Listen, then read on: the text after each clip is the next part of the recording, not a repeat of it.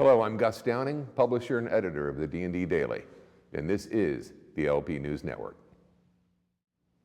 Hello, I'm Gus Downing, and today we are in Los Angeles attending the Los Angeles Area Organized Retail Crime Association's 3rd annual conference.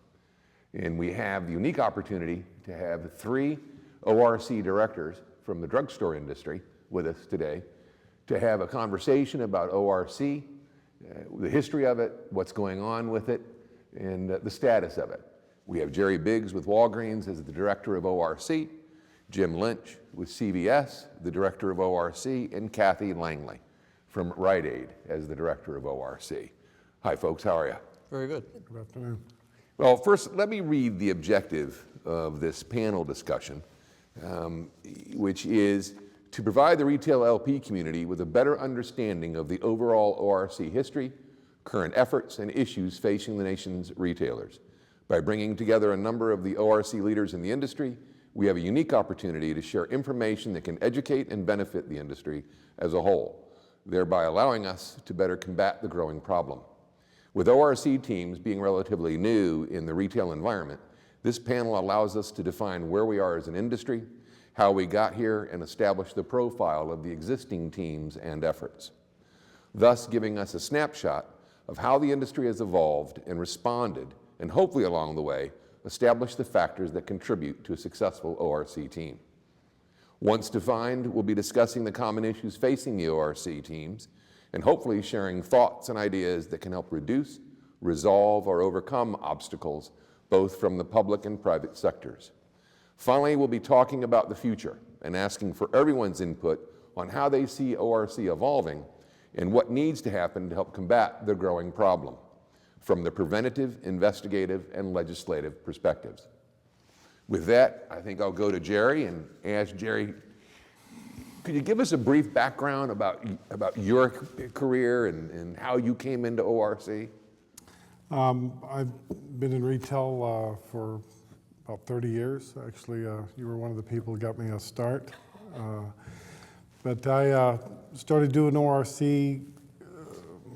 when it really started, when the retail industry started looking at it saying, hey, this is different than your normal shoplifter. I think I've always dealt with them. I always had an act for external, but I just thought I was catching guys that could steal a little bit better than the other guy. So, yeah, I really started working ORC full, just focusing on that area, probably about 93, 94. Okay. And when did you get the title ORC director? When did they officially go with that title? Well, I came on with Walgreens in 2003 when we initiated the department. Mm-hmm. I started my ORC career with Walmart Corporation and then went to Lowe's and headed their division, their ORC division, mm-hmm. and then sort of went out on my own for a while. So, but in 2003 is when Walgreens wanted to look at it and see how it was impacting their company. Mm-hmm. Jim? I came a different route. I'm not a retail guy. I came out of law enforcement. I was with the Rhode Island State Police, CVS Chemox based out of Rhode Island. So I had a 25-year career with the Rhode Island State Police, which is a full-service state police agency. 17 years in organized crime and public corruption, my last 17 years. So I have extensive investigative experience, and it's kind of ironic that I would go full cycle into ORC now, because doing organized crime, traditional organized crime in Rhode Island and New England, ORC's been around forever. I mean, that's the organized crime's main moneymaker was stealing from retailers and reselling at a high profit end. So this is something that's not new. It's not, it just didn't bust onto the scene. So I did 25 years, retired. We had mandatory retirement, and I was recruited into CVS at the time, just CVS, and I do all the internal corporate investigations. Mm-hmm. And along the way, I had picked up other responsibilities, and I ended up taking over the ORC program. I think it was 08. Mm-hmm. It was kind of a dying on the vine type of program, and we were able to revitalize it, and we've done pretty well with it. Mm-hmm. Kathy? A little bit different than than Jerry and Jim. I came up through the ranks at Rite Aid. I've been there for 25 years, but through the corporate office. So from file clerk to office manager to director of analytics, and we are the new ones in the ORC world, just starting our group last year, less than 1 year in, so 2011. And having the experience in the analytics and the data, it seemed like a natural fit since it's a lot about the information. So only about less than 1 year, and we have 2 investigators currently. And Jerry, how big is your effort at Walgreens? The size of it, the number of people, so on? It's huge, no. It's, we have 5 investigators, and we have currently have a position for a evidence research specialist. But we have 5 primary investigators in different parts of the country. How big is the problem in the drugstore industry? And Jim, we sure would like to know the number of yours as well, but I kind of want to pose this secondary question. How big is the problem of ORC in the drugstore industry?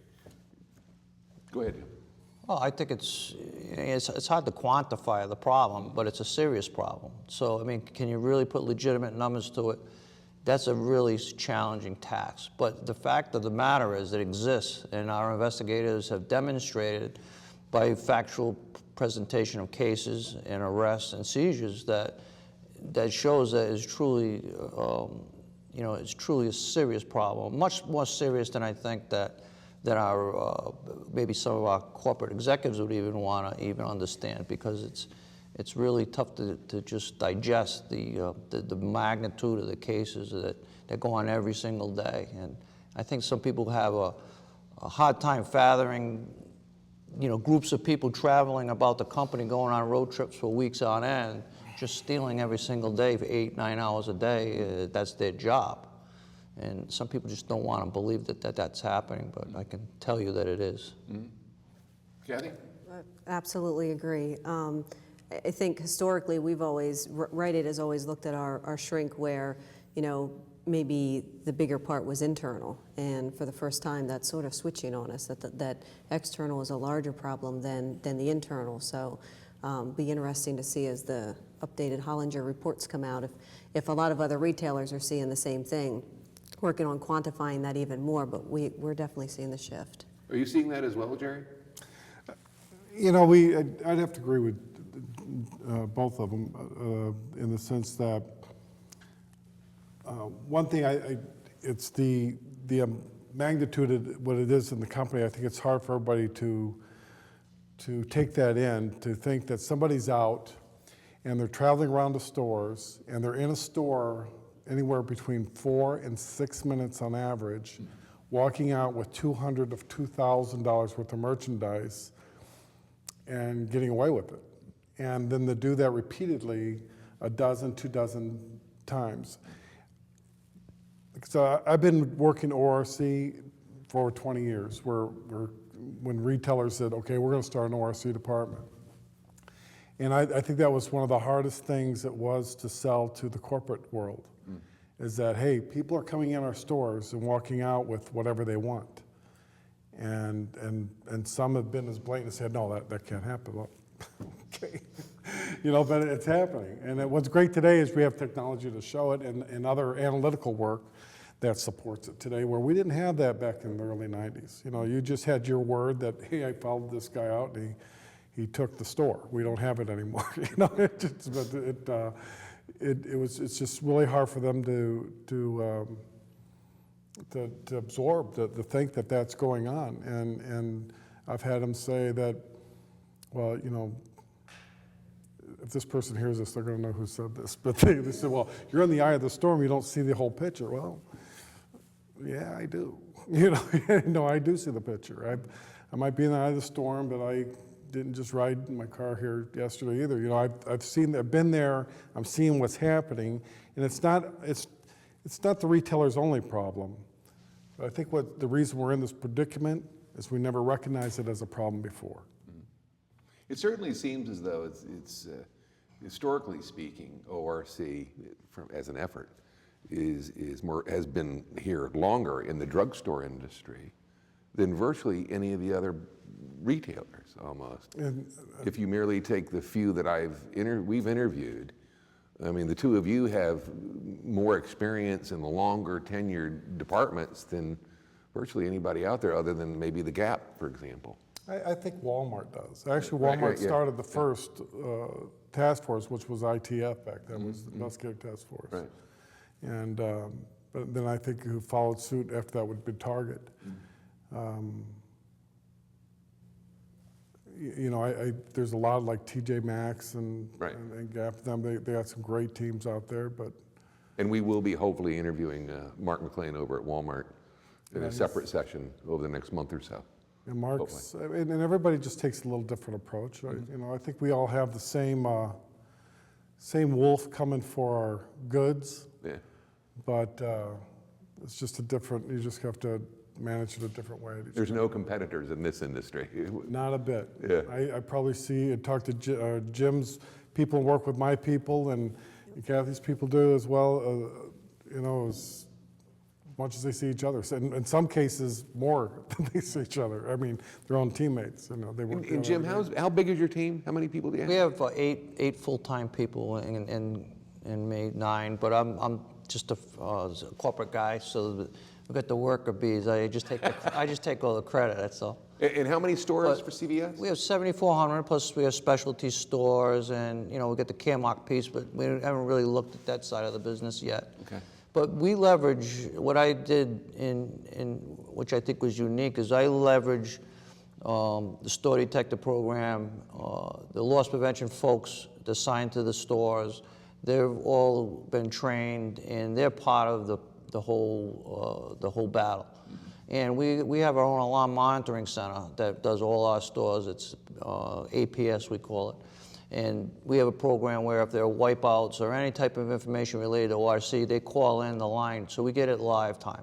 So then we can follow the patterns of these people that follow us around. So we're leveraging, it's all about receiving information, and that's what I took over from my previous career. It's all about information, and you can't get to the bad guy without information, and every little bit of information helps build a case.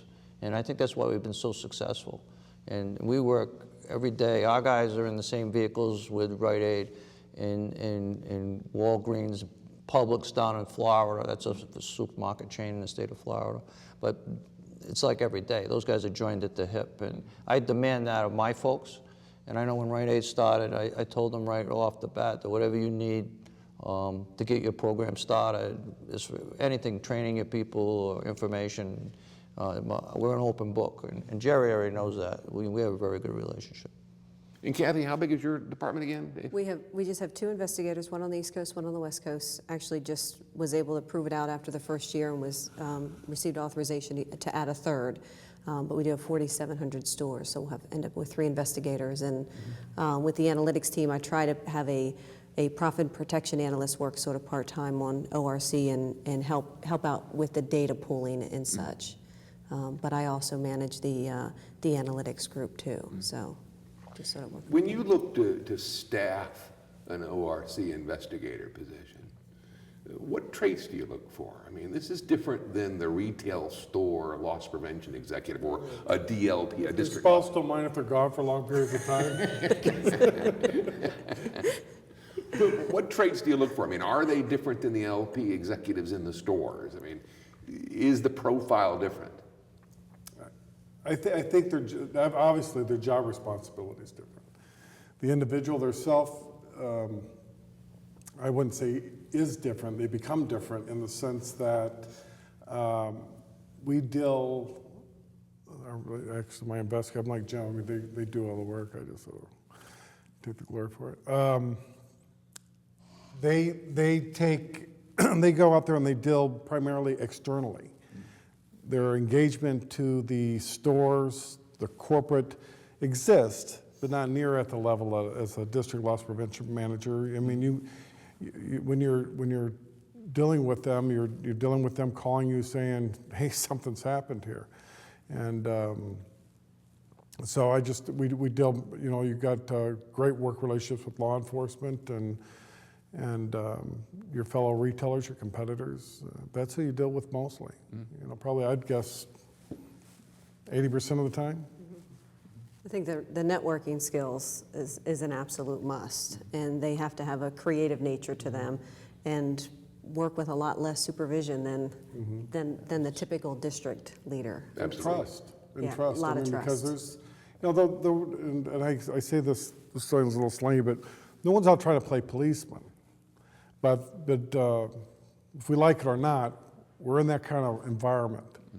You're dealing with criminals versus an employee who maybe made a bad decision. You know, every one we deal with is a criminal. And so there's some really bad criminals and there's some not so bad criminals. So you got to have people that understand that, who understand where that line stops and can use good judgment, good street sense. It's not going to put themselves in those kind of predicaments. Yeah, it's key, because they're out there by themselves, and I tried to blend a team of different type, former law enforcement, many years in retail people. I've got a very good blend.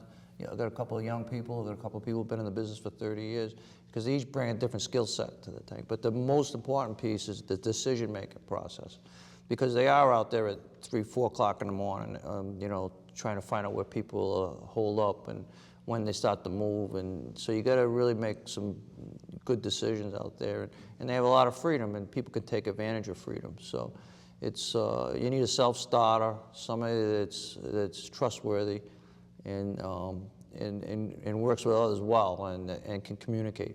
And without those skills, because it's like the Wild West out there. There's not rules and regulations for everything. So if you're an LP professional in the stores, there's a rule, there's policy for everything you do. Once you're on the outside of that store, everything changes. So you need a different skill set for that. And it's tough to get people that fit that role. We've had some turnover as a result. So you really have to get people that you trust. That's the key thing. They still have to understand that they're protecting there's more that goes into just recovering merchandise, catching the bad guy. A company's assets, it's its reputation as well. So you got to make sure that you got people that have that in mind, that you got the maturity level to deal with situations that could occur. And it's, I don't know about the rest of it. It's not easy to find those individuals. I mean, sometimes the turnover is quick. No, it is quick. Yeah.